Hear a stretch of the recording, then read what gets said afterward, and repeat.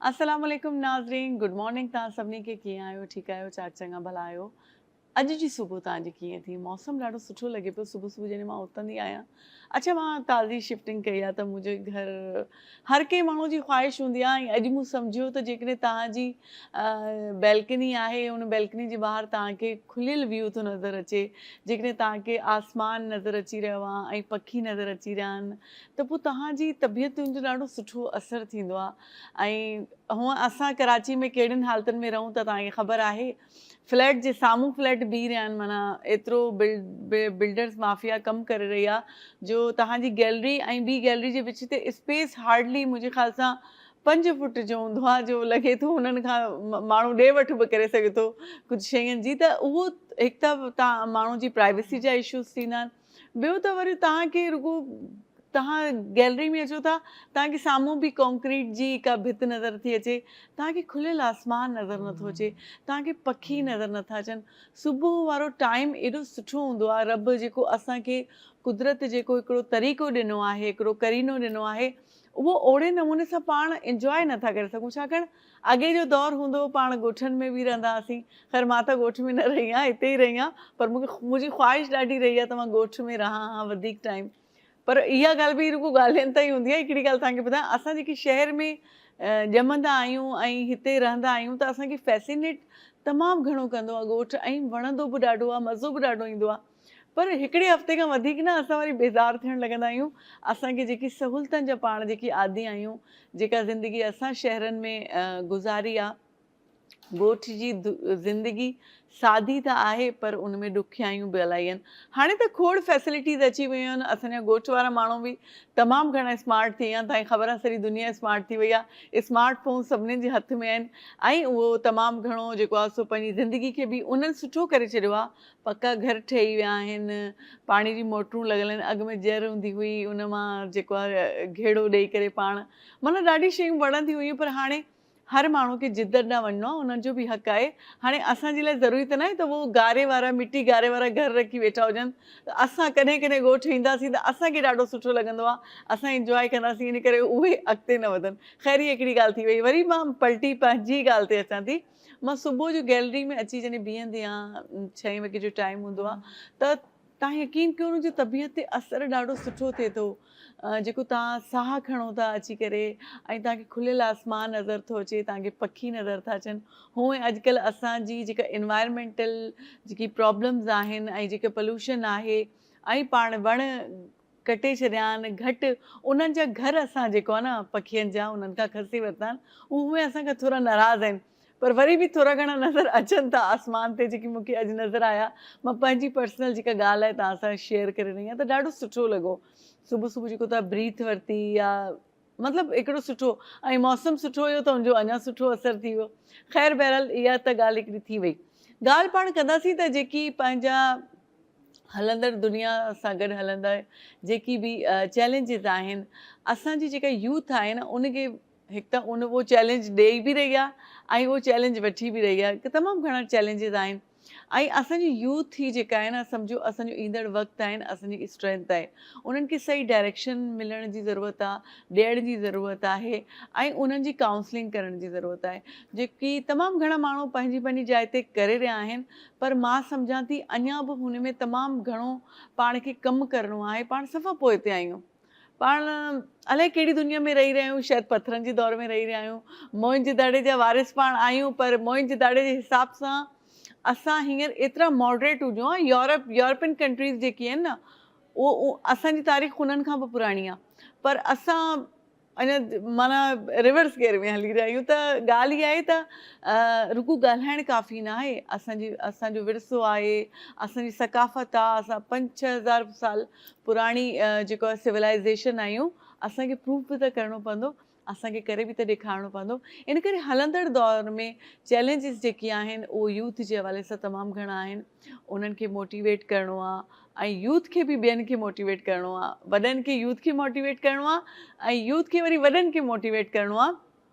ईअं सिलसिलो हलंदो, हिक ॿिए सां गॾु थींदासीं, हिक ॿिए जी ताक़त ठहंदासीं, त शायदि असां दुनिया में किथे पंहिंजो मुंहुं माना कदु खणी हली सघंदासीं। त असां बि पंहिंजे मथां बतौर क़ौम असां पंहिंजे मथां महिनत कई आहे, दुनिया खे करे ॾेखारियो आहे। अञा इहा ॻाल्हि आहे त अञा पाण पंध में आहियूं ऐं मंज़िल ॾाढी परे आहे, पर हिमत न आहे हारणी, कमु ज़रूरु करिणो आहे। त ॻाल्हि इहा आहे त यूथ पंहिंजी तमामु घणो कमु करे रही आहे ऐं उन्हनि खे मोटिवेट करिणो बि आहे पढ़ाई जे मैदान में। अॼुकल्ह ॿार जेको आहे सो अॻे बि थींदो हुयो, पर पढ़ण सां गॾु गॾु लिखण ॾांहुं बि हुनजो जेको आहे सो रुझान अची रहियो आहे। मक़सदु इहो आहे त कहिड़ा अहिड़ा रस्ता ॻोल्हजनि, कहिड़ा अहिड़ा कमु कजनि, कहिड़े नमूने हिन सिस्टम खे बहितर खां बहितर कजे जो असां ईंदड़ माण्हुनि जे लाइ, ईंदड़ नसल चवनि था असांजा पुराणा जेकी माण्हू हुया वॾड़ा कुझु सुठो कमु करे विया आहिनि। त इन हवाले सां पाण ॻाल्हाईंदासीं। त असां वटि उस्ताद बि मौजूदु आहिनि ऐं शागिर्द बि मौजूदु आहिनि। हलो त महिमाननि जो तव्हां सां तारुफ़ करायां, उन खां पोइ वरी मुंहिंजी ॻाल्हियूं त हलंदियूं रहंदियूं। तव्हां चवंदव यको इहो ई ॻाल्हाईंदी रहंदी आहे, महिमाननि खे बि त मौक़ो ॾे। त मां तारुफ़ करायां थी, असांजे अङण ते महिमान अची चुका आहिनि। सभिनी खां पहिरियों हुन सां मिलरायां तव्हांखे, पोइ वरी ॻाल्हियूं अॻिते कंदासीं। साईं नूर अहमद सूमरो साहब पाण सां गॾु आहिनि, जेकी सिंध एजुकेशन डेवलपमेंट अथॉरिटी जा जेके हेड आहिनि, टीचर्स खे ट्रेन कंदा आहिनि। त साईं खे भली करे कंदासीं। अस्सलाम वालेकुम साईं, कीअं आहियो? ख़ुशि आहियो? तबीअत ठीकु आहे तव्हांजी? ॿी पाण सां गॾु हिकिड़ी शागिर्दियाणी मौजूदु आहे, जंहिं ताज़ो ताज़ो पंहिंजो बैचलर कंप्लीट कयो आहे इंग्लिश लिटरेचर में, ऐं उहो बि तव्हांजे लाइ हिकिड़ी मोटिवेशन आहिनि। त जेको पाण गिव अप करे छॾींदा आहियूं, उन्हनि जी जर्नी उन्हनि खां ई पुछंदासीं। ऐं ऑथर बि आहिनि, उन्हनि ताज़ो हिकिड़ो किताबु लिखियो आहे इंग्लिश में। शबी ज़हरा पाण सां गॾु मौजूदु आहिनि, उन्हनि खे भली कार कंदासीं। अस्सलाम वालेकुम ज़हरा, कैसी हैं आप? ठीक ठाक जी अल्हम्दुलिल्लाह, आप कैसी हैं? मैं बिल्कुल ठीक ठाक हूँ। कैसी हुई आपकी सुबह आज? जी अल्हम्दुलिल्लाह अच्छी हुई। It was a slow morning, तो मुझे काफ़ी अच्छा लगा। अच्छा, and thank you very much for having me here on this platform, and it's an honour for me to sit in front of U. तो अल्हम्दुलिल्लाह वेदर थोड़ा बेहतर है आज, क्योंकि as compared to previous days weather बहुत ज़्यादा, जब गर्मी ज़्यादा थी, तो आज मुझे कंपैरेटिवली बेहतर लग रहा है वेदर। अच्छा, मैं वही कह रही थी ना, मुझे इतना अच्छा लगा, मतलब सुबह का टाइम कभी कभी नसीब होता है इस तरह का, लेकिन अब तो शायद मुझे फ्रीक्वेंट होगा। मैंने जहाँ शिफ्ट किया है वो व्यू सामने से इतना खुला है, आसमान इतना अच्छा फील हुआ, उसके आपकी तबीयत पे असर पड़ता है। जी जी बिल्कुल, एक मोटिवेशन मिलती है आपको, और आपका ये दिल चाहता है कि अच्छा आप कुछ उठ के करें, सही, rather than staying in your bed and you know बस एक लेजीनेस आई हुई होती है आपके ऊपर कि अच्छा अब नहीं दिल चाह रहा कुछ करने का, but when you see the atmosphere around you, तो आपको होता है कि नहीं, it's so nice out there, I should stand up, I should do something. सही, बिल्कुल, क्योंकि आप अगर उठे में और घर ही घर में बंद हैं और आपका घर ही से स्टाइल का है, आपको कोई ऐसा व्यू नहीं मिल रहा जो आपको एक नेचर फील करवाए, तो आप घर में फिर उसी मूड में होते हैं, सुस्त होते हैं, या तो आप मशीनी चीज़ों के हवाले हो जाते हैं। जी जी, तो आप में वो चीज़ नहीं आती, वो मोटिवेशन नहीं आती जो कि, और कुछ लोग इत्तेफाक से सुबह निकलते भी हैं। साईं तव्हां ॾे अचूं था, ये ॻाल्हि कंटिन्यू कयूं था। सुबुह जो बि निकिरूं था, जेकॾहिं नेचर सुठी आहे, निकिरंदे निकिरंदे 8 थी वेंदा आहिनि। घटि माण्हू आहिनि जेके सवेर निकिरंदा आहिनि। त असांजी जेकी नेचर आहे उन जो डायरेक्ट ताल्लुक़ आहे असांजी एनवायरमेंटल नेचर सां। सही, जेकी कुदरत असांजी जेकी नेचर ॾिनी आहे हिन धरती लाइ, दुनिया लाइ, उन सां इंटरलिंक्ड आहे।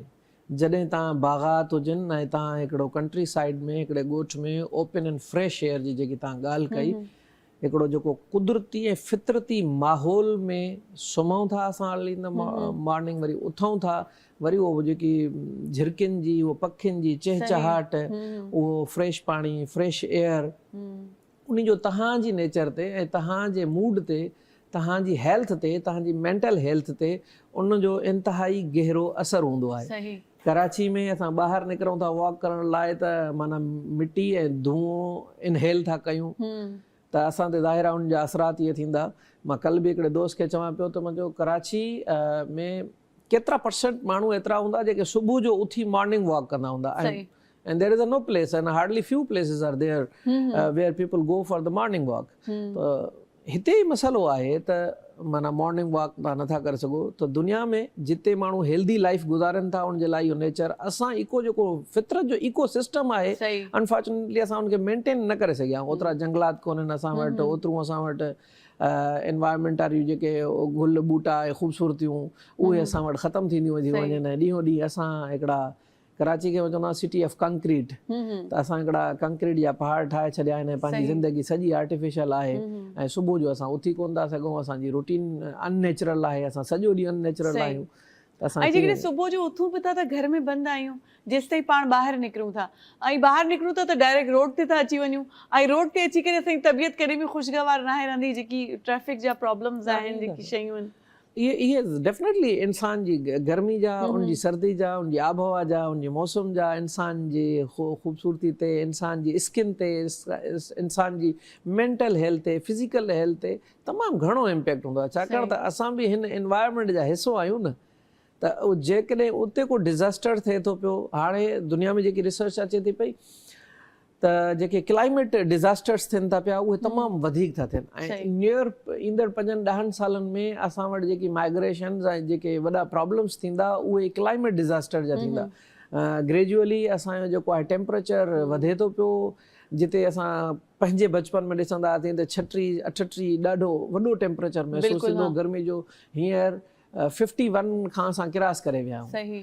ऐं इहो जेकॾहिं इहो आहे माना एनवायरमेंटल, ऐं जेकॾहिं तव्हां उस में 5 मिंट या 10 मिंट बीहो त तव्हां माना तव्हांजो टेम्परेचर वञी किथे पहुचंदो। त इहे जेके एनवायरमेंटल शयूं आहिनि इहे असांजे इकोसिस्टम ते, असांजी ज़िंदगी ते, ईंदड़ नस्लुनि ते पंहिंजो असरु था विझनि। सही, बिल्कुलु। मींहं जो इंतज़ारु आहे तव्हांखे की कराची वारा त इंतज़ारु करे रहिया आहिनि, मींहुं आयो कोन्हे? ॾिसो दुनिया सॼी में जेको आहे बारिश जेकी आहे हिकिड़ी ब्लेसिंग सम्झी वेंदी आहे, बिल्कुलु न, उहे इंजॉय कंदा आहिनि रेनी वेदर खे, ऐं हुननि वटि कंटिन्यूअसली जेकॾहिं असां साल जो चार्ट खणंदासीं त केतिरा मिलीलीटर एवरेज बरसातूं थियनि थियूं, त पाकिस्तान हुन में हाणे ॾींहों ॾींहुं ड्राउट न पियो वञे असांजी कंट्री, ऐं असां वटि बरसातूं निस्बतन घटि थियनि थियूं पियूं, ऐं सॼो जेको असांजो गर्मी ऐं सर्दी वारो जेको जेके 4 मौसमुनि वारो जेको असां वटि वायुमंडल हुयो उहो बि असांजो डिस्टर्ब थी वियो आहे। सही, बिल्कुलु। त सर्दियूं केॾे अचनि थियूं, कॾहिं गर्मी थी वञे, ऐं सर्दियुनि वारो सर्किल तमामु घटिजी वियो आहे, गर्मियुनि वारो सर्किल वॾो थी वियो आहे। उहो बहार जो मुंद, उहे गुलूं, उहे ॿूटा, उहे शयूं किथे रहिजी वियूं आहिनि, उहे असां वटि न आहिनि। अनफॉर्चुनेटली असां पंहिंजो इकोसिस्टम ठीकु न कयो आहे, ऐं बरसाति असां वटि ज़हमत थी वञे। कराची में जेकॾहिं कलाक में बरसाति हलंदी त उन खां पोइ माण्हू पंहिंजी जान बचाइण लाइ परेशान हूंदा, ऐं को इंजॉयमेंट न हूंदी का। इहो that's not the fault of the nature, that is the fault of the management, how we manage, कि असां उन जे लाइ कीअं पंहिंजा घर ठाहिया आहिनि, कीअं पंहिंजा रोड इंफ्रास्ट्रक्चर पंहिंजो कीअं ठाहियो आहे, त छा असां उन में इनखे इंजॉय था कयूं, या उहो बास रहमत बणिजे थी या बास ज़हमत बणिजे थी। असां ज़हमत त ख़ैर बणिजी वेंदी आहे, पर इंजॉय वरी बि कंदा आहियूं, पाण हिरी विया आहियूं न। ॿारड़ा इंजॉय कंदा आहिनि, वॾा किथे था करनि, उहे चवंदा त घरां किथे कीअं पहुचूं, हल्दी बरसाति में कीअं पहुचूं। इहा ॻाल्हि आहे। ऐं ॻोठनि में बि तव्हां ॾिसो त इहे हालात आहिनि, उते कोई रस्तो बि ख़तमु थी थो वञे, सॼो कम्युनिकेशन तव्हांजो सिस्टम जैम थी थो वञे, तव्हां वटि लाइट न आहे, तव्हां वटि गैस कोन्हे, तव्हां वटि कुकिंग प्रॉब्लम थी थो वञे, तव्हांजी जेके सप्लाई आहे रसदार राशन जी उहा ख़तमु थी वञे, तव्हां वटि फ्रेश फ्रूट्स कोन था अचनि, सब्जियूं कोन थियूं अची सघनि। लाइफ इंजॉय करण जी बजाए असां उनखे हिकिड़े अज़ाब में मुब्तला थी था वञूं, हिकिड़े परेशानी में। माण्हू वरी बि इंजॉय कंदा आहिनि, बस पोइ जेकी सोचींदा आहिनि त बसि इंजॉय करणु घुरिजे, मसला ॾिठा असां वटि जॾहिं ॿियो वे आउट न हूंदो आहे त पोइ असां पंहिंजे विदिन रिसोर्सिस में पंहिंजे माइंड खे असां मोटिवेट कंदा आहियूं, इहो ई त पाण खे करणो आहे, बसि असांखे हिन ई जहान में इते ई ज़िंदा रहणो आहे, ख़ुशि रहणो आहे, ऐं पाण खे कीअं स्टे मोटिवेटेड रखणो आहे। ऐं मां सम्झंदो आहियां त जेकी ख़ुशी आहे लाइफ में, दैट इज़ एन आर्ट। ख़ुशि रहणु हिकिड़ी ज़िंदगी जो वॾो फन आहे, हर माण्हू खे कोन थो अचे। असां हिकिड़ी रिपोर्ट आहे जंहिंमें इहो चयो त पाकिस्तान में हर 3 माण्हू डिप्रेशन ऐं एंग्ज़ाइटी जो मरीज़ आहे।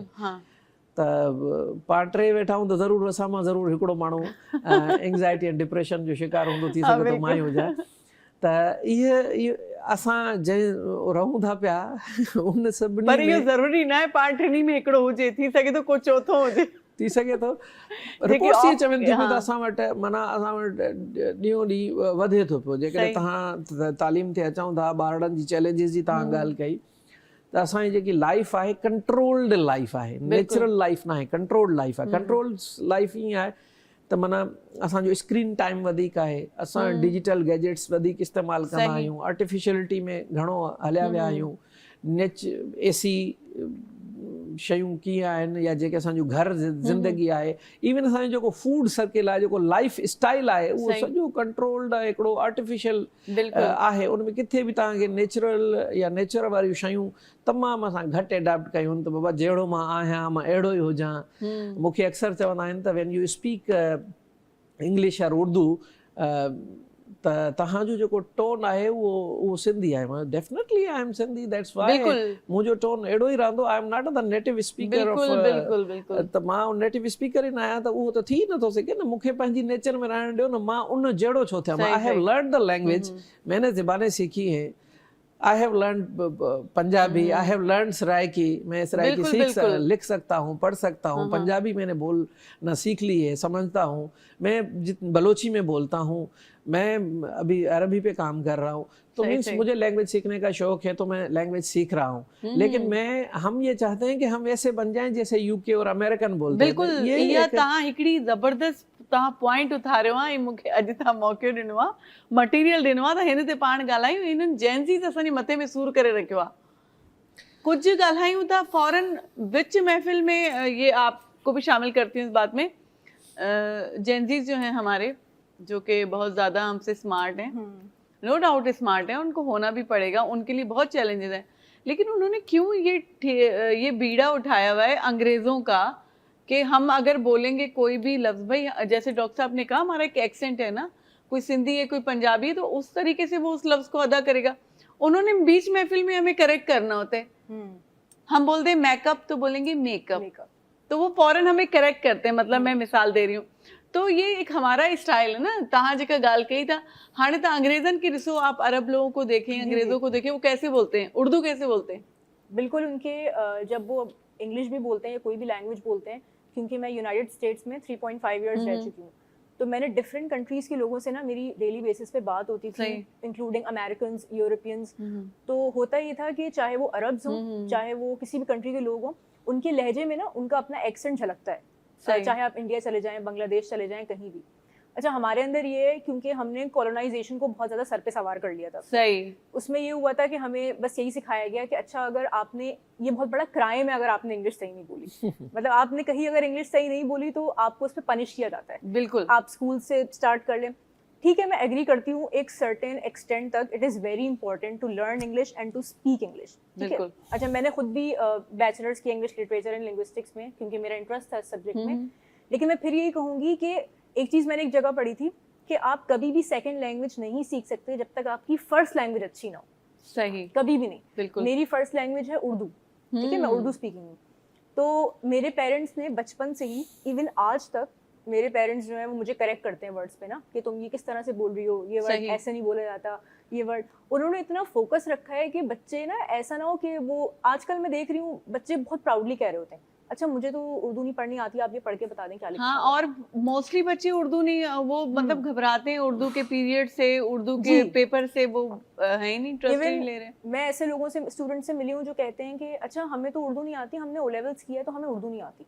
तो मैं उनसे यही कहती हूँ कि हाउ डज दैट इवन कनेक्ट। मतलब आपने अगर ओ लेवल्स किया है तो पाकिस्तान में ही रहते हैं ना, मतलब बचपन से आपने यहीं से पढ़ा है। सही। तो ऐसा कैसे हो सकता है कि आपको अपनी नेटिव लैंग्वेज या अपनी मदर टंग ही नहीं आती। बिल्कुल। और जब तक आप ये जो है ना, जब तक हम इस ट्रैप से नहीं निकलेंगे, अगर आपकी उर्दू अच्छी नहीं है, आप बिलीव मी, आप किसी भी लैंग्वेज में महारत नहीं हासिल कर सकते। आपको किसी भी लैंग्वेज में महारत हासिल करने के लिए अपनी फर्स्ट लैंग्वेज सही करनी पड़ेगी। बिल्कुल, बहुत अच्छी बात आपने की। और यही बात जो मैं कर रही थी अभी, कि आप देखें बहुत से स्पेनिश हैं, जर्मन्स हैं, अमेरिकन हैं, जो बरतानिया के और जो स्टेट्स के लोग हैं, उनके अलग अलग सबके लहजे हैं, अलग अलग। अगर वो इंग्लिश भी बोलते हैं, इवन अरब आप मुख्तलिफ जगह के देख लें, इंडियंस आप देख लें, इंडियंस की इंग्लिश ॻाल्हाईंदा आहिनि। असांजे पाकिस्तानी के अलॻि कहिड़ो हिकिड़ो जेको आहे सो कॉम्प्लेक्स अची वियो आहे। लैंग्वेज की अगर हम थोड़ी सी हिस्ट्री देखेंगे तो लैंग्वेजेस, अभी तो रिसर्च है कि एवरी 20-25 किलोमीटर्स में एक थोड़ा सा एक्सेंट आपको चेंज मिलेगा। सिंध में भी इस तरह है, बदीन देखें, अब वो अपर उत्तर वारो ॾिसो, लाड़ जी बोली अलॻि आहे, लाड़ जी बोली ॾिसो, लाड़काणे जी बोली ॾिसो, दादू जी बोली ॾाढी डिसेंट आहे। या मिसाल तौर असां इहो को इशू न आहे। अहिड़े तरीक़े सां एंग्लो सेक्सन आहे, जेके ओल्ड इंग्लिश जेके स्पोकन कंट्रीज़ आहिनि, जेके कंट्री साइड में यूके में रहनि था, ऐं जेके पॉलिश आहिनि, वरी जेके न्यू आहिनि, त देयर इज़ अ डिफरेंस। इहो को मसइलो न आहे। पर हींअर अॼु जे दौर में जेको लैंग्वेज जो स्टैंडर्ड आहे उहो इहो हुजणु खपे एटलीस्ट तव्हां पंहिंजी ॻाल्हि कंहिंखे सम्झाए सघो ऐं पंहिंजी ॻाल्हि कंहिंजी सम्झो बसि दैट्स इनफ ग्रामर में न उलझो दैट्स इनफ हाँ लैंग्वेज आहे छाजे लाइ हूंदी आहे बेसिकली लैंग्वेज आहे लैंग्वेज हिकु आवाज़नि जो मजमू आहे न लैंग्वेज हिकिड़ो आवाज़नि जो मजमू आहे जेको तव्हांजी आवाज़ खे उनखे सेंस ॾेई ॿिए ताईं तव्हांजी फीलिंग्स ऐं तव्हांजा आइडियाज़ पहुचाए थो it's a medium of communication ठीकु आहे मीडियम ऑफ कम्युनिकेशन आहे त तव्हां जेकॾहिं पंहिंजी ॻाल्हि कंहिं बि ॿोली में सही तरीक़े सां सम्झाए था वञो त तव्हां लाइ इहो इनफ आहे अॼु जे दौर में ऐं मल्टी लैंग्वेज असांजी सोसाइटी थी वई आहे छाकाणि त हाणे तव्हां रिस्ट्रिक्ट नथा करे सघो कंहिंखे त तव्हां माना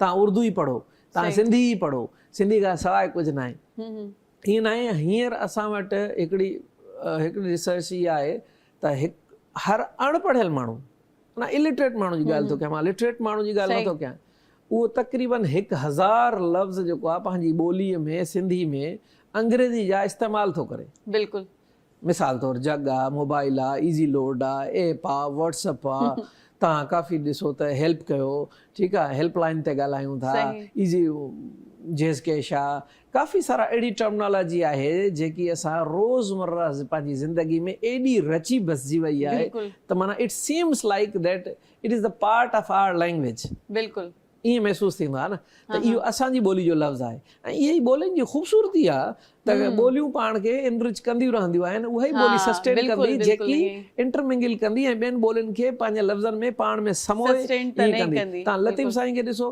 भला उन चवंदा आहिनि निज सिंधी आहे न पर उन में लतीफ़ साईं अरबी ऐं केतिरनि ज़बाननि खे एॾी ज़बरदस्त ॿार सां वादहु ला शरीक लहू के ॿुधे न बोड़ा के तोके न सुहाओ जीअं थी घटि अंदरि घोड़ा त ॻाढ़ींदे घोड़ा त माना अरबी खे सिंधी सां कीअं केॾी रवानी सां पेश कयो ईअं लॻंदो आहे ॼण इहो अरबी न पढ़ीसीं असां सिंधी पढ़ीसीं सही सही बिल्कुलु सही चई रहिया आहियो त इहे हिकिड़ी ॿोलियुनि जी ख़ूबसूरती आहे पर अॼुकल्ह ॿोलियुनि जो जेको एसेंस आहे जेको हुजणु खपे उहो एतिरो आहे भई इहो तव्हां कम्युनिकेट कयो ऐं तव्हां पंहिंजी ॻाल्हि ॿिए ताईं पहुचाए सघो ऐं उन्हनि जी ॻाल्हि तव्हां पाण सम्झी सघो दैट्स ऑल हाणे हिन में घणो असां को लैंग्वेज जा एक्सपर्ट ईअं ॻाल्हायो एक्सेंट सही कयो इन्हनि में न पओ ॾिसो जेकी न्यू जेनज़ी जी तव्हां ॻाल्हि कई आहे हाणे त एल्फा पई अचे न एल्फा पई अचे ऐं इहो हिकिड़ो फैक्ट आहे त हर ईंदड़ नस्ल पोइन नस्ल खां वधीक तेज़ ऐं फास्ट ऐं अॻियां हूंदी आहे छो जो हीउ ॾिसो अॼु हिते असां मीडिया ते जेकॾहिं वेठा आहियूं त इहो पहिरियां वञो त असां वटि पुराणियूं टीवियूं हूंदियूं नेशनल वारियूं फिलिप्स जूं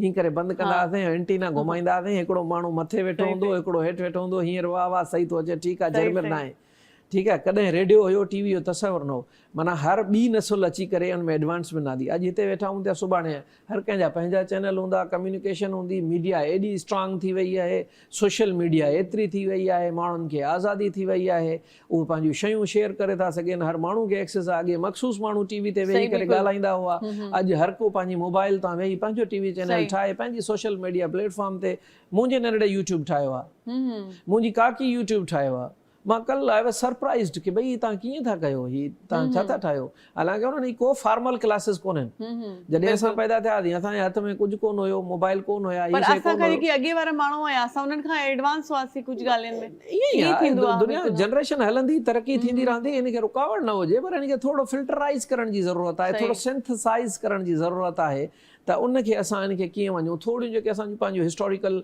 क़दरूं आहिनि अख़लाक़ियात आहिनि जेके थोरियूं असांजूं रिलीजियस वारियूं शयूं आहिनि जेके इंसान ज़ात लाइ बहितर आहिनि उनमें नुक़सानु कोन्हे सही अख़लाक़ियात आहे उहो कंहिं बि दौर में बुरो न आहे एथिक्स हुजनि हींअर बि तव्हां ॾिसो न एथिक्स जेकॾहिं तव्हांजी ख़तमु थी था वञनि तव्हांजी एजुकेशन मां ऐं तव्हांजी इन टेक्नोलॉजीज़ मां त पोइ तव्हां ॾिसो तव्हांजे मथां जेको आहे साइबर हैरेसमेंट पई थिए छोकिरियुनि सां पई थिए पर मां सम्झंदो अॼु जे दौर में सभ खां वधीक हिरास जेको आहे मर्द पिया थियनि हलो ठीकु आहे इन ॻाल्हि खे वरी कयूं था ब्रेक खां पोइ अची करे नाज़रीन नंढी साई वठूं था साई खां पोइ वरी मोटूं था जी नाज़रीन साई खां पोइ वरी तव्हां सां गॾु आहियूं ऐं साई ते वञण खां अॻु में तमामु सुठो जेको मौज़ू डॉक्टर साहिबु छेड़ियो त ॿोली जे हवाले सां त मां सिंधी आहियां त मुंहिंजो पंहिंजो हिकिड़ो एक्सेंट आहे मां पंहिंजे अंदाज़ में ॻाल्हाईंदो आहियां मूंखे माण्हू टोकेनि या छा कनि, त हर माण्हू हर ॿोली जो हिकिड़ो मिज़ाज आहे ऐं उन ॿोली ॻाल्हाईंदड़ माण्हू जो हिकिड़ो पंहिंजो ख़ासि हिकिड़ो अंदाज़ आहे, हिकिड़ो एक्सेंट आहे, उन वाले सां उहो परफॉर्म कंदा आहिनि।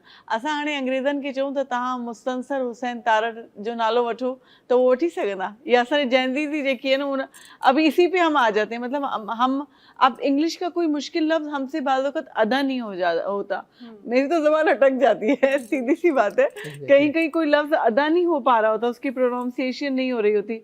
तो अब हम अंग्रेज़ों के लिए चैलेंज अगर रख दें, हमारे पास इतने अच्छे अच्छे नाम है, मैंने एक मिसाल दिया, बहुत बड़ा सरमाया है हमारे पाकिस्तान का, मुस्तनसर हुसैन तारड़ साहब, उनका नाम वो ले पाएंगे? अच्छा, एक तो ये वर्ड है मुस्तनसर हुसैन तारड़, एक लोग ये कहते हैं, और एक इंग्लिश का वर्ड है सुपरकैलिफ्रैजिलिस एक्सपेलिडोशियस। लो मैं तो नहीं बोल पाऊंगी। लोग ये भी ये कभी किसी को मतलब कोई गेम्स हो ना, ये टेस्ट करना हो, तो वो इस तरह के नेम्स वगैरह यूज करते हैं, या कभी किसी को वो करना हो कि अच्छा इतनी कोई मुश्किल उर्दू नहीं है, ये कौन सा मतलब इस तरह का नाम है मुस्तनसर हुसैन तारड़, जबकि वेरी इजी, बहुत इजी वर्ड है, इसको हमने बना लिया है मुश्किल ना कि हुसैन तारड़ इतना नहीं, मुस्तनसर ही सिर्फ बोल दें मतलब। अच्छा, ये हुआ भी इसलिए मैम क्योंकि जब आप इतना दूर रहेंगे ना अपनी लैंग्वेज से, ऑटोमेटिकली आपको प्रोनाउंस करने में और समझने में, और जब ये जो अब रुझान ख़त्म हो गया है ना, मैंने तो बचपन में मुझे याद है मेरे घर में न्यूज़पेपर रेगुलरली आता था, अभी भी आता है, जंग न्यूज़पेपर, तो मैं बचपन में भी पढ़ा करती थी। मेरे पेरेंट्स जो हैं वो रिसाले लेकर आते थे उर्दू के, कहानियाँ लेके आते थे, नौनिहाल हम लोगों ने बहुत पढ़े हैं बचपन में, और अभी तक बहुत सारे ना मैगजीन्स आते हैं उर्दू के, तो अभी तक मैं इन टच इस चीज़ से ना, मेरा वो रिश्ता जुड़ा हुआ है अपनी लैंग्वेज से, तो मैं चीज़ें उर्दू में भी पढ़ रही होती हूँ, साथ साथ मैं इंग्लिश में भी चीज़ें पढ़ रही होती हूँ, मुझे कभी कोई इतनी मुश्किल हुई नहीं। लेकिन बहुत दफ़ा ऐसा होता है कि जो अभी करंट जनरेशन है वो कहती हैं कि अच्छा आप ऐसा करें, इसको रोमन में लिख के भेज दें मुझे, क्योंकि मुझे तो समझ में नहीं आ रहा है क्या, इवन वो रीड भी नहीं कर पा रहे, वो कहते हैं कि इसको तो मुझे हिज्जे करके पढ़ना पड़ेगा, तो आप ना रोमन में लिख के भेज दें, क्योंकि ऐसे तो समझ में नहीं आएगा। तो मैं उनसे हमेशा ही कहती हूँ कि आपने अपना मैट्रिकुलेशन किया होगा, अपनी अर्ली एजुकेशन, फिर मिडिल सेकेंडरी सब कुछ, तो how did you come this far, मतलब आपने क्या कहते हैं उर्दू बिल्कुल पढ़ी नहीं, समझी नहीं, या आपने किस तरह से जो है ना अपने लेवल्स आगे बढ़े आप लोग। तो बस मैंने भी यही देखा है कि वो जो मुश्किल इस तरह के 2-3 वर्ड्स और है वो मेरे माइंड में आएंगे, मैं आपको बताऊंगी। हाँ, मेरे माइंड में भी फौरन अभी ये आया, तो मैंने कहा चलेंगे, लेकिन और भी बहुत से उर्दू की बहुत मुश्किल अल्फाज हैं जो ज़ाहिर है कोई और लैंग्वेज वाले नहीं बोल पाएंगे, जैसे हमारे लिए कुछ इंग्लिश के लफ्ज़ अदा करने में प्रॉब्लम होती है। उन्हें ये है कि वो कोशिश भी नहीं करते, वो कहते हैं कि लेट इट बी, अगर हम नहीं बोल पा रहे तो इट्स ओके। लेकिन हमें तो अंग्रेज बनना है ना भाई, हम क्या करें, हमें तो अंग्रेज बनना है, हमें अपनी हमें प्राउड नहीं है कि हम जो हैं हम उस पे फख्र करें, हमें कुछ और बनना है, मसला हमारा ये है। अच्छा, अभी सर कह रहे थे कि आजकल जो है ना लड़के ज्यादा हरास हो रहे हैं, क्या मुत्तफिक हैं आप इस बात से? नहीं, मैं तो एग्री नहीं करूंगी इस बात से, लेकिन मेरे पास इसकी जस्टिफिकेशन है।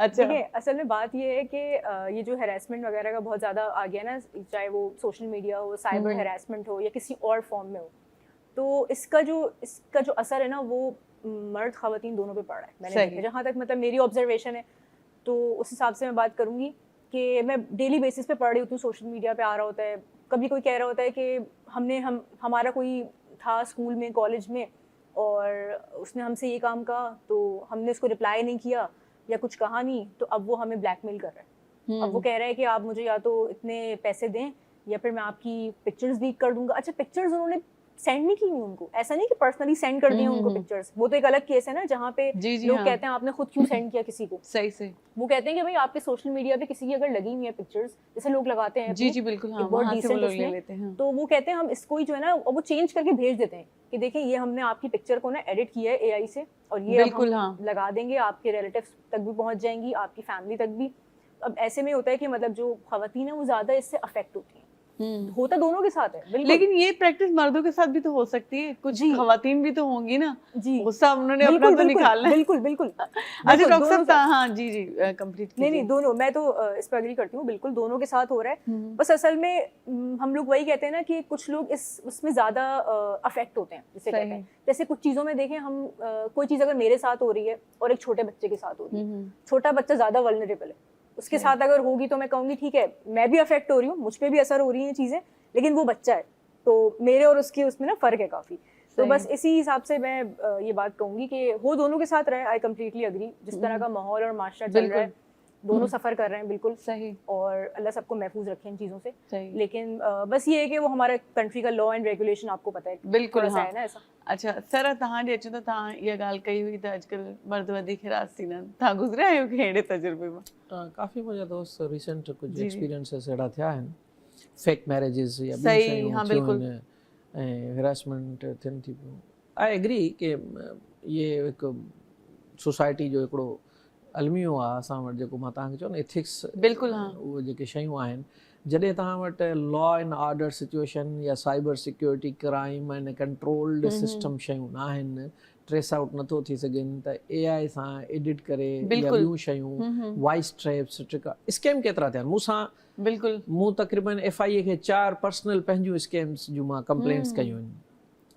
त हिकिड़ो दफ़ो असांजी पासवर्ड अची वियो आहे तव्हां ॾे ग़लति पैसा अची विया हाँ, आहिनि बिल्कुलु, तव्हां हाँ। असांखे हीउ ॾियो असांजो थोरो हीउ थियो आहे ग़लती में अची विया आहिनि तव्हां असांखे पासवर्ड ॾियो OTP अचे थी तव्हां असांखे सही, असां बिल्कुलु, शेयर हाँ। कयो त असांजे पैसा ड्रॉ करे वेंदा ऐं काफ़ी तव्हांजा WhatsApp हैक थियनि था पिया ऐं काफ़ी स्कैम अहिड़ा थियनि था फ़ोन ते तव्हां सां उलझाए करे ॻाल्हाए लंबो करे ऐं तव्हां उहो इंफॉर्मेशन कलेक्ट कंदा वेठा आहिनि सही बिल्कुलु ताकी जीअं तव्हां पंहिंजा उन्हनि सां उहो कयो डेटा उन्हनि सां शेयर थिए थी पई या डेटा लीक थिए थी पई या जेको असां जेके पासवर्ड रखूं था डिजिटल एप्स आहिनि काफ़ी अहिड़ा आहिनि जेके ॿिनि जो पासवर्ड या फेसबुक हैक करे कंहिं दोस्त खे मैसेज था करनि त यार मां तकलीफ़ में आहियां ऐं सही, मूंखे बिल्कुलु, जेको आहे मां इस्लामाबाद आहियां ऐं unfortunately I have lost my wallet so I have no digital currency card सही, वग़ैरह बिल्कुलु, I have lost so immediately you can share the money that I will utilize it त उते हाणे मुंहिंजो जेकॾहिं को वेझो ई दोस्त हूंदो मुख़लिस हूंदो मुंहिंजो दोस्त परेशान आहे मुंहिंजे मैसेज बिल्कुलु, कयो थिए त बिल्कुलु। माना वाई शुड आई वेट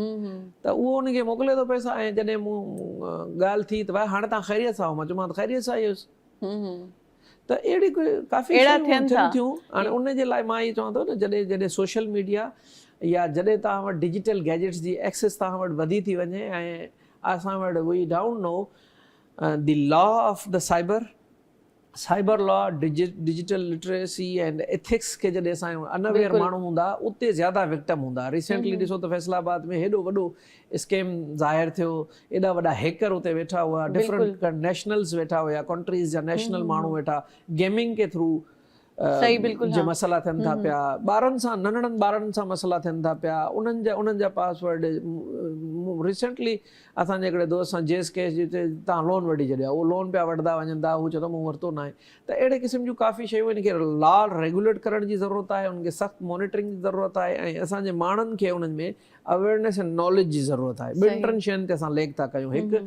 त असांखे प्रॉपर पंहिंजी साइबर सिक्योरिटी ऐं डिजिटल लिटरेसी ऐं skills and saving of the data जी असांखे एतिरी नॉलेज न आहे त माना असां स्कैम खां बची सघूं ठीकु आहे ऐं ॿियो असांजो लॉ एतिरो असां इन्फोर्स न आहे पुलिस त अवेलेबल आहे हर थाणे ते असां हलिया था वञूं ऐं कंप्लेंट था कयूं पर असां पंहिंजी एप्स जी प्रॉब्लम्स पंहिंजी मोबाइल जी प्रॉब्लम मोबाइल चोरी जी प्रॉब्लम मोबाइल मां डेटा वरी असां रीस्टोर करण जी या जेके गूगल फोटोज़ वेंदा आहिनि तव्हांजा आई क्लाउड्स आहिनि तव्हांजा ड्राइव्स आहिनि जेके तव्हांजा डेटा जा हब आहिनि डिजिटल जा उनमें तव्हांजा पैसा पिया आहिनि तव्हांजी पर्सनल लाइफ पई आहे पर्सनल सही, बिल्कुलु। सॼी तव्हां पर्सनल जेके ॿाहिरि वेठा आहियूं उनखां वधीक असां डिजिटल असां पंहिंजे बिल्कुलु। मोबाइल में आहियूं ऐं उते असां रियल आहियूं कुझु आर्टिफिशियल आहियूं त माना उहे सभु शयूं प्रिज़र्व करण जी ऐं माण्हुनि खे रिकवर करण जी असां वटि नॉलेज कोन्हे उनखे यूज़ करण लाइ त ज़ाहिर आहे उनखे हाई प्रोफेशंसी जेके एजुकेटेड माण्हू आहिनि उहे उनखे इथिकली उनजो ग़लति इस्तेमालु करनि था पंहिंजी बिल्कुलु, नॉलेज हाँ, जो ऐं हक़ीक़त ॿिए आहे। खे जेको आहे तंग करणु ऐं उनखे टीज़ करणु ऐं उनखे हैरास करणु मनी स्कैम हाणे तव्हां वटि डिजिटल ज़ेप अचनि थियूं ॾाढा ख़ूबसूरत वॻा आहिनि तव्हां वठो तव्हां चवंदो ठीकु आहे डिजिटल अॼुकल्ह अचे थो पर तव्हां वेन यू ओपन द बॉक्स उते कुझु ॿियो हूंदो कुझु ऐं ॿियो तव्हां खां हूंदो। पैसा कुझु ॿिया ॾेखारी वठी तव्हांखे हाणे ॿी वेयर शइ शुड वेंदी। यू कंप्लेन हाणे जेके कंप्लेन कयो था उनजो मैकेनिज़म सिस्टम ई कोन्हे उनखे ट्रेस आउट ई नथो करे सघे सही, बिल्कुलु। उनजी FIR किथे थिए या उनजी जेको आहे FIA आहे साइबर सिक्योरिटी ते हिकिड़ो कंप्लेंट सेंटर उन खोलिया पर तव्हां कयो तव्हांखे सॼी हयाती मैसेज वापसि हाँ, न ईंदो बिल्कुलु, त what is the status of your complaint सही सही त तव्हां इहो आहे त माण्हुनि खे एतिरी एक्सेस ॾियो उहो जीअं कंप्लेन करे उनखे तव्हां ॿुधायो त तव्हांजो हीउ आहे हीउ रिज़ॉल्व इशू थियो हाणे बिल्कुलु। इहे मसइला थींदा हाणे असांखे हिन पुलिसिंग सिस्टम खां हू पुलिसिंग सिस्टम सही। मॉनिटरिंग सिस्टम ऐं साइबर सिक्योरिटी खे वधीक जेको आहे सही। स्ट्रेंथन करण जी ज़रूरत आहे ऐं हिरासमेंट जी हिकिड़ी ॿी ॻाल्हि जॾहिं खां असां औरतुनि जो कानून आयो आहे न जेको सख़्ती हिन कानून में आई आहे कानून त अॻु में बि हुया तॾहिं खां इहा शइ आहे बिल्कुलु मां पाण औरत हुअण जी हैसियत में एक्सेप्ट कंदमि जे मां चाहियां त पंहिंजे हिन हैसियत जो सही फ़ाइदो बि खणी सघां थी, ऐं में जे चाहियां त औरत खे वॾी पावर आहे जो कंहिंखे बि किथे जेको आहे सो कुझु बि इल्ज़ाम लॻाए करे, ऐं कानून हाणे हुनखे प्रोटेक्ट ॾेई रहियो, प्रोटेक्शन ॾेई रहियो आहे। त हिन हवाले सां जेकॾहिं असां चाहियूं त असां हुन पंहिंजो जेको असांखे हिकिड़ो टूल मिलियल आहे हुनखे सही इस्तेमालु बि करे सघूं था, ऐं जे चाहियूं त चङी भले हिकिड़े सुठे सिब ते माण्हू खे हरू भरू इहो सभु कुझु थी रहियो आहे दुनिया में। इहे इन ॾे तव्हां इशारो कयो हुयो। कुझु शयूं असां हिते ऑन एयर नथा चई सघूं, छो जो हिते सभु हर क्लास जो माण्हू वेठो आहे, ॾिसे थो, कुझु शयूं असांखे इथिकली, बहरहाल शयुनि जो हिकिड़ो ग़लति यूज़ थिए थो, सही थिए थो, हा, ग़लति यूज़ थिए थो, यूज़ थिए थो पियो, नेगेटिविटी। तव्हां ॿारनि जी, मासूम ॿारनि सां जेके ज़ुल्म ऐं ज़्यादतियूं पियूं थियनि, हे त कुझु रिपोर्ट थियनि थियूं, कुझु रिपोर्ट नथियूं थियनि, अनरिपोर्टेड आहिनि, या मां इहो नथो चवां त कोई हिकिड़ो ई क्लास जेको आहे हिन में उनजो आहे, पर हिते असांजी औरतूं बि उनमें शामिल आहिनि वीचारियूं, उन्हनि सां बि ज़ुल्म थिए थो, होम वायलेंसिस थियनि था, ॿिया थियनि था, वर्क प्लेस हेरेसमेंट थिए थी पई, सभु शयूं थियनि था। सिमिलरली बीइंग इन मर्द, असां सां बि काफ़ी शयूं थियनि थियूं, ऐं मां सम्झो असां पाण वधीक ख़ौफ़ में हूंदा आहियूं बनिस्बत औरतुनि जे। इहा ॻाल्हि हक़ीक़त आहे, रियली स्पीकिंग, त भई फैमिली वारो माण्हू आहे ऐं उहो सुभाणे कंहिंसां मैसेज करे थो त उहो स्क्रीनशॉट वठी ॾींदा, ये तो मुझे मैसेज कर रहा था। अब कुछ भी हुजे, शयूं जॾहिं प्रूफ थियनि तॾहिं थियनि, पर जेसिताईं थियनि तव्हांजी डिग्निटी ते स्टेक ते लॻी थी वञे, तव्हां इन हवाले सां ॾिसो न, माना असांजी जेकी डिग्निटी आहे न, उहो असां छा आहे त हिकु त पॉपुलर आहियूं, बिल्कुलु पॉपुलर आहियूं, पीउ आहे उहो पंहिंजी पॉपुलर आहे बनस्बत पंहिंजे नंढड़ी धीउ खां या हुन खां, जेकी घर में हाउस वाइफ आहे उन खां थोरा सां वधीक पॉपुलर आहियूं, असांजो वधीक सर्किल आहे फ्रेंड्स जो, असांजी पंहिंजी थोरी रिप्यूटेशन आहे, त असांखे बि केयर करणु खपे, रेस्पेक्ट म्यूचुअली आहे, सभिनी जी थियणु खपे, असां बि कयूं, तव्हां खां बि मोट में रेस्पेक्ट अचे, त ॿई जेंडर जेकॾहिं हिकिड़े रेस्पेक्ट वे सां हलंदा त हीउ मुआशिरो सुठो थींदो। अदरवाइज़ जेको मुआशिरो जेको हींअर असां हाणे इथिकल तालीम आहे, अगरि माना तालीम और तरबियत, असां वटि एजुकेशन नॉलेज त फरामानी अची वई आहे, नॉलेज आहे, we have lot of information, we have knowledge, पर असां वटि उहे एथिक्स एंड बिहेवियर्स उहा केरु सेखारे? AI असांखे एथिक्स कोन थी सेखारे, AI या सोशल मीडिया असांखे एथिक्स कोन सेखारे, हू सिर्फ़ु यूज़ थी सेखारे हुन शयुनि जो, उनजो असां इस्तेमालु कीअं था कयूं, उनखे कीअं ॾिसणु खपे, केतिरो रिस्ट्रिक्ट करणु खपे। असांजा नफ़्सियाती मेंटल हेल्थ जा जेके इशूज़ आहिनि, एंग्ज़ाइटियूं आहिनि, मसइला आहिनि, तव्हां फेसबुक ते ॾिसो, मूं फेसबुक हलाइणु बंदि करे छॾियो आहे, जॾहिं मां फेसबुक हलाए करे सुम्हंदो आहियां मूंखे राति जो निंड न ईंदी आहे। सही, एॾियूं ख़ौफ़ वारियूं, एॾियूं वायलेंस ॾिसूं था पिया, त माण्हू छा मेमोरी तव्हां इनहेल छा था कयो, तव्हां ज़ाहिर आहे डेटा के U can not restrict yourself, बिल्कुलु, हा, तव्हांजे अंदरि उहो तव्हांजी बाक़ाइदा असर करे रही हूंदी न, ऐं इन जे करे ई तमामु घणी अॼुकल्ह जेका एंज़ाइटी ऐं डिप्रेशन इन शइ जे करे तमामु घणो वधियल आहे। अच्छा, आपकी तरफ आते हैं ज़हरा, आपने इतना मतलब टाइम क्यों लगा, इतना किस चीज़ का वेट कर रही थी आपने? अभी आपने कहा ग्रेजुएशन कंप्लीट की, ये थोड़ी बात शेयर कीजिएगा कि आपने किस तरीके से बीच में ब्रेक आया और फिर कंटिन्यू किया, क्योंकि लोग कहते हैं बस ब्रेक आ गया तो फिर ब्रेक लगा ही दो। जी जी बिल्कुल। और मेरा मकसद भी यही था कि मैं लोगों के लिए एग्जाम्पल सेट करूं और एक सोर्स ऑफ इंस्पिरेशन बनूं। तो हुआ ये था कि बैक इन 2012 मैंने अपना इंटरमीडिएट कंप्लीट किया था। उसके बाद मैंने स्टार्ट किया था अपना बैचलर्स, लेकिन कुछ रीजंस की वजह से मैं कंप्लीट नहीं कर पाई थी, और इसके बाद फिर मैंने बाहर जाने के लिए अप्लाई किया था because I wanted to study abroad और इस तरह का। तो मैं यूनाइटेड स्टेट्स गई वहाँ पे बैचलर्स करने के लिए। तो फॉर 3.5 ईयर्स मैं वहाँ पे रही, मैंने वहाँ पे पढ़ा, मैंने वहाँ जॉब भी की, और मैं अपनी जॉब से अपने अपार्टमेंट का रेंट भी दे रही होती थी, यूटिलिटीज़ भी, बिल्स भी, ग्रोसरीज भी, और भी सारे एक्सपेंसेस मैं बेयर कर रही थी।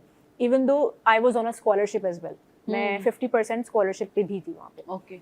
तो अब हुआ ये कि मैंने ड्यू टू सम रीजंस, क्योंकि जब मैं US गई थी तो उस वक्त पाकिस्तान की और US की करेंसी में इतना डिफरेंस नहीं था, लेकिन बाद में 3.5 ईयर्स के बाद बहुत ज़्यादा इन्फ्लेशन आया, बहुत जो है वो करेंसी का उतार चढ़ाव, उसकी वजह से ना बहुत ज़्यादा एक्सपेंसिव हो गया। जो कन्वर्जन है ना पाकिस्तानी रुपीज़ टू US, वो बहुत ज़्यादा एक्सपेंसिव हो गया, जिसकी वजह से मेरे पेरेंट्स जो मुझे फाइनेंस कर रहे थे मेरी ट्यूशन फ़ी यूनिवर्सिटी की, उनके लिए बहुत ज़्यादा ये चीज़ मुश्किल हो गई थी।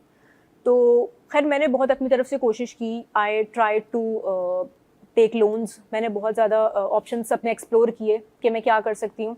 इवन मेरे पेरेंट्स का भी यही था कि अगर तुम कर सकती हो, तुम्हारे लिए है, तो जो तुम्हें बेहतर लगे तुम वही करो। तो मैंने वहाँ पे लोन्स वगैरह की कोशिश की, लेकिन एक मसला ये होता है मैम कि बाहर कंट्रीज़ में जब आप लोन के लिए अप्लाई करते हैं तो वो कहते हैं कि आपका ना कोई को साइनर होना चाहिए जो आपकी तरफ से रिस्पॉन्सिबिलिटी ले कि अगर आप कहीं चले गए या मिसाल के तौर पे डिसअपियर हो गए, कुछ भी हो गया, तो वो आपका पे करेगा ये। सही। तो अब प्रॉब्लम ये थी कि कोई भी इस तरह की रिस्पॉन्सिबिलिटी नहीं लेता किसी के लिए भी, चाहे स्पेशली एक ऐसा कंट्री जहाँ मैं खुद एक अनजान इंसान हूँ, मैं एक फॉरेनर हूँ, मुझे कोई जानता नहीं है, मेरी कोई फैमिली नहीं है, किसी को मेरा बैकग्राउंड नहीं पता कि मैं आज हूँ कल सुबह नजर ही ना आऊँ उन्हें। सही। तो बस यही थी, मैंने 2-3 लोगों से बात भी की थी। इसके अलावा भी लोन्स थे, लेकिन उन लोन्स के लिए मैं एलिजिबल नहीं थी। वो फेडरल लोन्स थे जो पर्टिकुलरली यूएस सिटीजन्स के लिए थे। तो खैर ये सारा मामला हुआ। उसके बाद ये हुआ कि I was unable to secure any loan, तो मुझे फिर वापस आना पड़ा पाकिस्तान, अपनी डिग्री अधूरी छोड़ के वहाँ पे। तो यहाँ आने के बाद भी काफ़ी मैं ज़रा डिप्रेस थी बहुत ज़्यादा, क्योंकि मुझे था कि मुझे तो अपनी एजुकेशन कंप्लीट करनी है और मेरी एजुकेशन और एक इनकम्प्लीट है। सबका प्रेशर कि एक आप गए थे और जी, जी। फिर लोग सवाल करते हैं कि आपने क्या किया। जी जी, क्योंकि लोगों के माइंड में होता है कि भाई टाइम वेस्ट हो गया बिल्कुल, और फाइनेंस भी वेस्ट हुआ। तो अच्छा, वेस्ट हमें भी लगता है कि हाँ वेस्ट हो गया, लेकिन अब रियलाइजेशन होती है नाउ एट दिस पॉइंट कि कुछ चीज़ें ऐसी हैं मैम जो शायद मैं कभी ना सीख सकती अगर मैं वहाँ ना जाती तो। मुझे ऐसा लगता है कि जैसे लाइफ में कुछ आपने ऐसी लर्निंग और आपकी ऐसी ग्रोथ हुई है कि अगर आप शायद वहाँ ना जाते तो आप नहीं सीख सकते। तो वो चीज़ें आपके अंदर चेंजेस, ट्रांसफॉर्मेशन, ग्रोथ, शायद मैं ये बुक भी ना लिख पाती अगर मैं वहाँ ना गई होती, या मैंने यहाँ पे आगे दोबारा से अपने आप को खुद से खड़ा ना किया होता। जैसे कहते हैं रीबिल्ड करना स्क्रैच से, खुद से मैंने मुझे काफ़ी सारे लोगों ने कहा कि अभी अगर तुम दोबारा से पढ़ाई स्टार्ट करोगी तो देखो तुमसे छोटे छोटे लोग भी हैं जो अपना ग्रेजुएशन कंप्लीट कर रहे हैं 23 इयर्स की एज में। तो तुम जाओगी मार्केट में, when U will go out, U will look for a job, तो लोग तो उन्हें प्रेफर करेंगे, तुम्हें तो कोई प्रेफर नहीं करेगा, बिकॉज दे विल आस्क कि okay what were you doing in these all 10 years, आप क्या कर रही थी उस वक्त। तो मैंने कहा कि I am not pursuing my education कि मैं वो मुझे जॉब दे दें, मैं इसलिए कर रही हूँ क्योंकि मुझे करना है ये काम। सही। क्योंकि मुझे पढ़ना है, आई वॉन्ट टू स्टडी। चले ठीक है, आपने क्या सीखा जो आप गई और फिर आई, जी जी, वो हम भी सीखेंगे, लेकिन ब्रेक लेते हैं पहले, फिर वापस आते हैं। जी नाज़रीन, साई वठूं था, साई खां पोइ वरी मोटी था अचूं।